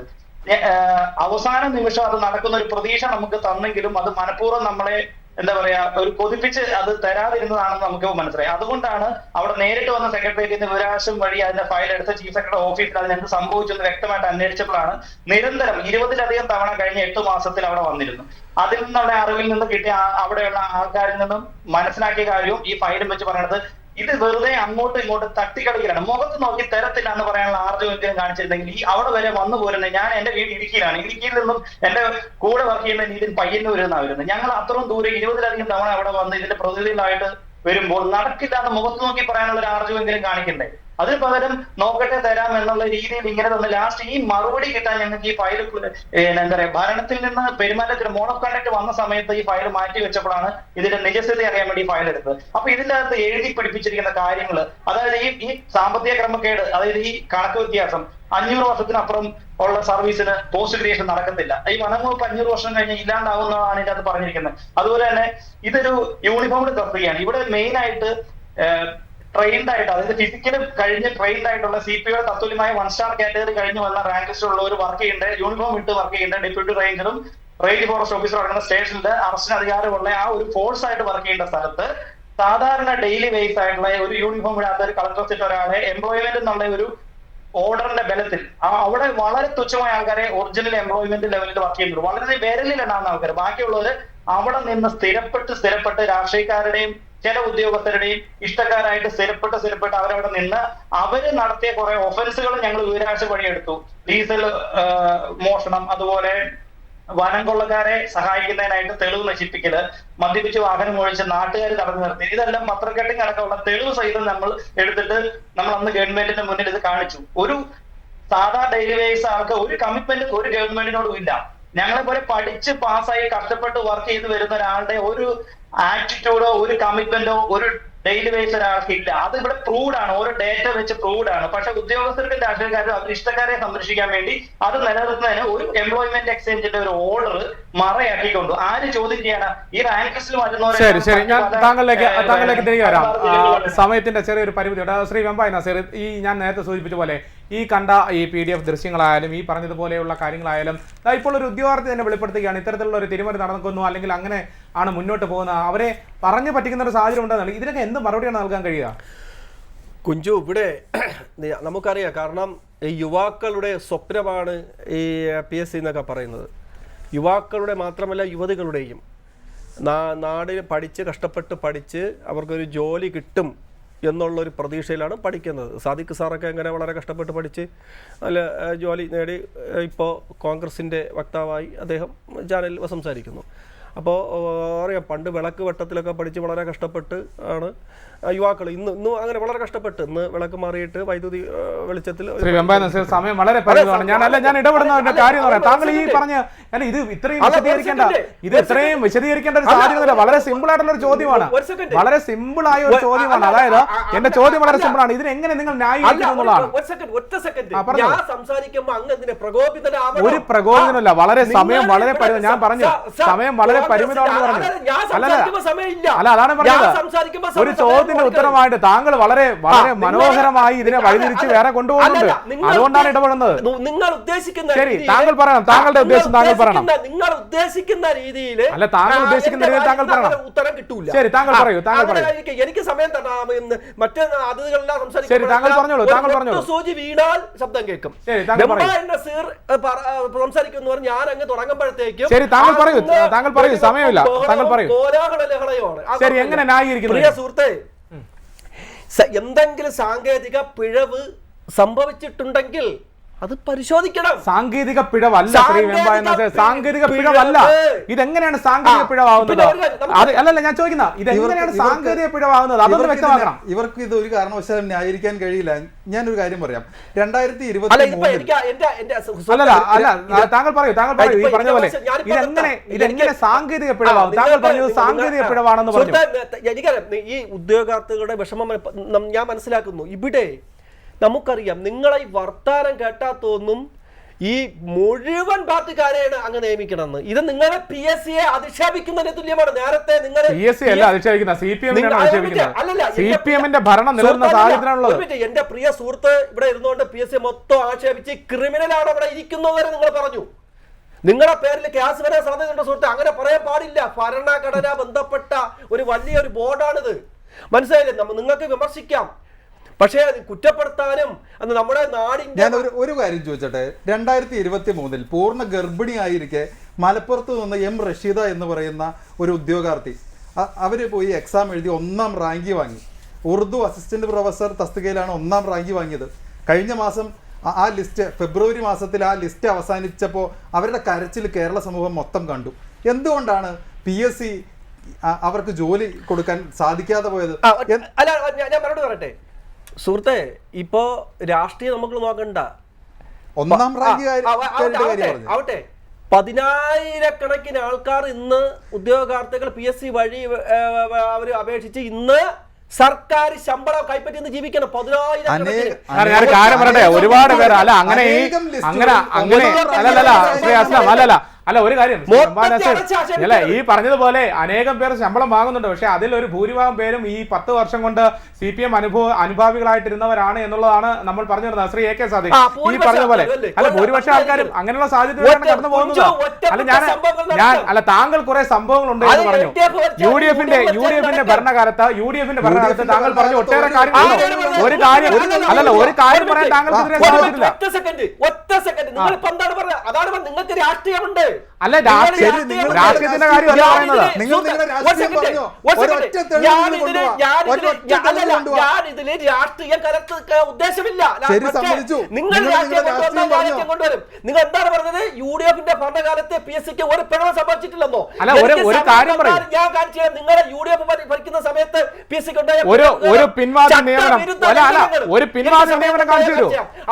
ഒരു പിൻവാതിൽ നിയമനം കാണിച്ചു തരൂ. താങ്കൾ പറയുന്ന ഈ കാര്യങ്ങളെല്ലാം അംഗീകരിക്കുന്നു. ഒരു പിൻവാതിൽ നിയമനം കാണിച്ചു തരൂ. ചിത്രേഷിനെ പോലെ, ഷിനു ചൗവയെ പോലെ, അല്ലെങ്കിൽ SFI-കാരായിട്ടുള്ള ക്രിമിനൽ സംഘങ്ങളെ പോലെയുള്ള ഒരു ഉദാഹരണം താങ്കൾ കാണിച്ചു തരും. അതിന് ഉത്തരം താങ്കൾ ഞാൻ താങ്കളിലേക്ക് പറയാം. ശ്രീ AK സാദിഖ് ഈ പറഞ്ഞതുപോലെ ഉദ്യോഗാർത്ഥികളെ വെച്ച് നിങ്ങൾ രാഷ്ട്രീയം കളിക്കരുത്. അത് നല്ലതല്ല. ശ്രീ വെമ്പായ നസീർ 6000-ഓളം വരുന്ന, അല്ലെങ്കിൽ ഇപ്പോൾ 500-ഓളം വരുന്ന ഉദ്യോഗാർത്ഥികൾ തലസ്ഥാനത്ത് സമരം ചെയ്തു. എവിടെയാണ്? സെക്രട്ടേറിയറ്റ് പഠിക്കൽ. സെക്രട്ടേറിയറ്റിന്റെ വാതിൽ തുറന്നാൽ മുഖ്യമന്ത്രിക്ക് നേരെ കാണാൻ കഴിയുന്നത് ഈ ഉദ്യോഗാർത്ഥികളുടെ സമരമായിരുന്നു. അന്ന് കണ്ണടച്ച നിങ്ങളാണ് പറയുന്നത് ഉദ്യോഗാർത്ഥികളെ അവമാനിക്കുന്നത്. ശരി, ഞാൻ താങ്കളിലേക്ക് തിരികെ വരെ പറഞ്ഞ പോലെ ശ്രീ AK സാദിഖ്, താങ്കൾ നേരത്തെ സൂചിപ്പിച്ച പോലെ ഇത്തരത്തിലുള്ള അബദ്ധ ധാരണകൾ കൊണ്ട് നടക്കുന്ന അല്ലെങ്കിൽ ക്യാപ്സ്യൂളുകളുമായി മുമ്പോട്ട് വരുന്ന CPM നമുക്ക് ഇപ്പോഴും കാണാൻ കഴിയുന്നതാണ് ഇതിന്റെ ഏറ്റവും പ്രധാനപ്പെട്ട ഒരു സവിശേഷത. ഇവിടെ സത്യസന്ധമായി ക്രിയാത്മകമായി ഒരു വിഷയത്തെക്കുറിച്ച് ചർച്ച ചെയ്യാനാണ് 1 മണിക്കൂർ നമ്മൾ നീക്കിവെക്കുന്നത്.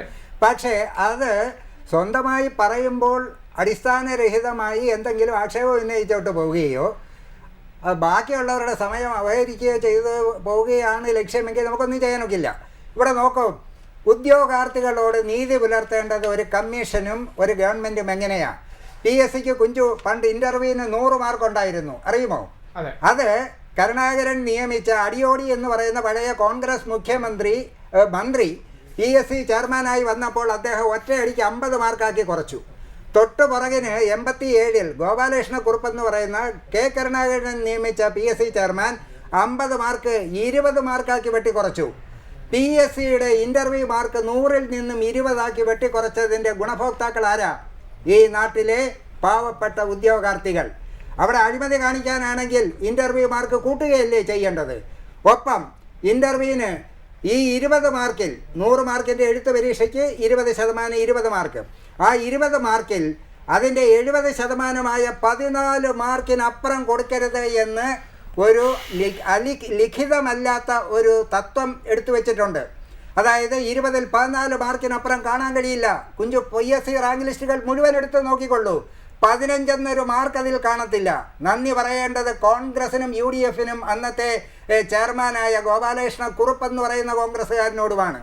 ഇനി ഈ തത്വം ലംഘിച്ചുകൊണ്ട് ഇതേ തസ്തികയ്ക്ക് പ്ലാനിംഗ് ബോർഡിലെ ചീഫിൽ MK സക്കീർ എന്ന് പറയുന്ന PSC ചെയർമാൻ ഇരുന്ന സമയത്ത് 40 മാർക്കിൻ്റെ ഇൻ്റർവ്യൂവിന് 28 മാർക്കേ പരമാവധി കൊടുക്കാവൂ. 38 മാർക്ക് അദ്ദേഹം കൊടുത്തു. കാരണം ഇതുപോലെ ഒരാളിന് 1ാം റാങ്ക് വന്നാലേ ജോലി കിട്ടൂ, 2ാം റാങ്കുകാരന് കിട്ടില്ല. ഇതൊക്കെ കൃത്യമായി നടന്നതാണ്. ഇനി ഏറ്റവും ഇങ്ങനെയൊക്കെ ചെയ്യാൻ ഇവരെ ധൈര്യവും പ്രേരണയും കിട്ടുന്നത് എന്തുകൊണ്ടാണെന്നും കൂടി അറിഞ്ഞിരിക്കണം. PSC ചെയർമാനെയും മെമ്പർമാരെയും നിയമിച്ചാൽ അവരെ മാറ്റണമെങ്കിൽ സുപ്രീം കോടതിയിലെ ജസ്റ്റിസുമാരെ മാറ്റുന്നത് കണക്ക് സുപ്രീം കോടതിയുടെ അന്വേഷണം നടത്തി ഇന്ത്യൻ പ്രസിഡന്റിനെ മാറ്റാൻ പറ്റൂ. നിയമിക്കാൻ ഗവർണർക്ക് പറ്റും, മാറ്റാൻ പറ്റില്ല. 2, അവർക്കെതിരെ ഒരു നടപടിയും എടുക്കാൻ കഴിയുകയില്ല. PSC മെമ്പറോ ചെയർമാനോ ആയി വരുന്നവർക്ക് പിന്നീട് ഒരു നിയമനവും സർക്കാരിൽ കൊടുക്കാൻ പാടില്ല എന്ന് ഭരണഘടന പറയുന്നുണ്ട്. പക്ഷേ സർക്കാരിൽ കൊടുക്കാതെ വഖഫ് ബോർഡിലും അതുപോലെയുള്ള നിയമനങ്ങളും ഇലക്ഷന് മത്സരിക്കാൻ സീറ്റുമൊക്കെ കൊടുക്കുകയും ചെയ്യുന്ന സംവിധാനങ്ങളൊക്കെ ഒന്ന് അവസാനിപ്പിക്കാമെങ്കിൽ ഇതൊക്കെ ഒരു പരിധിവരെ. കാരണം ഈ ഭസ്മാസുരന് വരം കിട്ടിയതുപോലെ വേണ്ട ഒരു ഭസ്മാസുരന് വരം കിട്ടിയതുപോലെ ഇങ്ങനെ ഒരു പരിരക്ഷ കിട്ടിയിട്ടുള്ളത് കൊണ്ട് ആരെ പേടിക്കണം? മറ്റൊന്ന്, സർക്കാരിന് നേരിട്ട് PSCയിൽ കയറി അന്വേഷിക്കാൻ പ്രൊവിഷൻ ഇല്ല. PSCയുടെ ആഭ്യന്തര ഇൻ്റലിജൻസ് എന്ന് പറയുന്നത് കേരള പോലീസിൽ തന്നെയുള്ള SP റാങ്കിലുള്ള ഒരു ഉദ്യോഗസ്ഥനാണ്. അദ്ദേഹം ഇതിൽ എന്തന്വേഷിക്കുമെന്നുള്ളതാണ്. ഇവിടെ 10 ചോദ്യങ്ങളുടെ 58 മാർക്കിൻ്റെ 228 പേർക്കും ഈ ഉത്തരക്കടലാസ് അവരുടെ മാർക്ക് കിട്ടിയില്ല എന്നുള്ളത് ഒരാളോ 2 പേരിലോ ഒതുങ്ങി നിൽക്കുന്നതല്ല.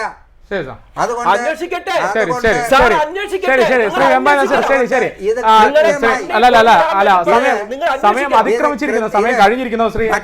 കൂടിയുള്ളത് ഇത് എഴുത്ത് പരീക്ഷയുടേതാണ്. OMR ആണെങ്കിൽ നമ്മൾക്ക് പറയാം ചിലപ്പോൾ കമ്പ്യൂട്ടറിന്റെ കുഴപ്പമാണെന്ന്. ഇത് സാങ്കേതിക പിഴവല്ല എന്നതാണ്. ശരി, ഒരൊറ്റ കാര്യം അല്ലല്ല ശ്രീ നസീർ ഒന്ന് നിൽക്കുക. ശ്രീ ജോമോനെ ഇപ്പോൾ വളരെ ചുരുക്കം വാക്കുകളിൽ വളരെ പെട്ടെന്ന് താങ്കൾ എന്തോ പറയാനായി കൈ കാണിക്കുന്നുണ്ടായിരുന്നു, അതുകൊണ്ടാണ് ഞാൻ താങ്കളിലേക്ക് വരുന്നത്. വളരെ പെട്ടെന്ന്.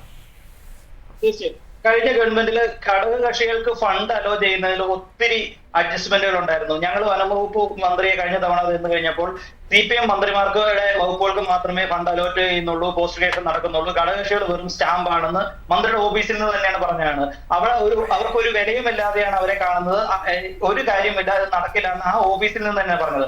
അത് ഈ നസീർ സാർ ഒന്ന് പരിശോധിക്കേണ്ടതാണ്. ഘടകകക്ഷികളെ നിങ്ങളുടെ CPM, ഞാനിപ്പോ നിങ്ങളെന്ന് പറയാൻ കാരണം ഞാൻ ആ കഴിഞ്ഞ സർക്കാരിൽ വന്ന് കണ്ട് മനസ്സിലാക്കിയ കാര്യമാണ്. ഘടകകക്ഷികളോട് ഫണ്ട് അലോക്കേഷന്റെ കാര്യങ്ങളിൽ, പോസ്റ്റിക്കേഷനായ കാര്യങ്ങളിൽ ഒരു ചിറ്റമതായും കാണിക്കുന്നുണ്ടെന്ന്. പിന്നെ ഒരു കാര്യം കൂടെ, ഈ PSCയുടെ ലിസ്റ്റിന്റെ ബാഹുബലം കൊണ്ടാണ് എല്ലാവർക്കും ജോലി കൊടുക്കാൻ പറ്റില്ല എന്ന് എല്ലാ കാലത്തും പറയുന്നുണ്ടായിരുന്നു. 2020 ശേഷം എല്ലാ ലിസ്റ്റുകളും വെട്ടിച്ചുരുക്കി. പ്രത്യേകിച്ച് CPO ലിസ്റ്റ് ഒക്കെ 1200 വരുന്ന ലിസ്റ്റ് ഒരു 420, 430 ചുരുക്കിയിട്ട് പോലും ലിസ്റ്റ് കട്ട് 60% വരെ കട്ട് ചെയ്തിട്ട് പോലും ആ ലിസ്റ്റിൽ പോലും ഉള്ള ഒരാൾക്ക് ജോലി കൊടുക്കാൻ പറ്റുന്നില്ല. അപ്പൊ എല്ലാ ലിസ്റ്റുകളും പകുതിയാക്കിയിട്ട് പോലും ജോലി കൊടുക്കാൻ സാധിക്കുന്നില്ല.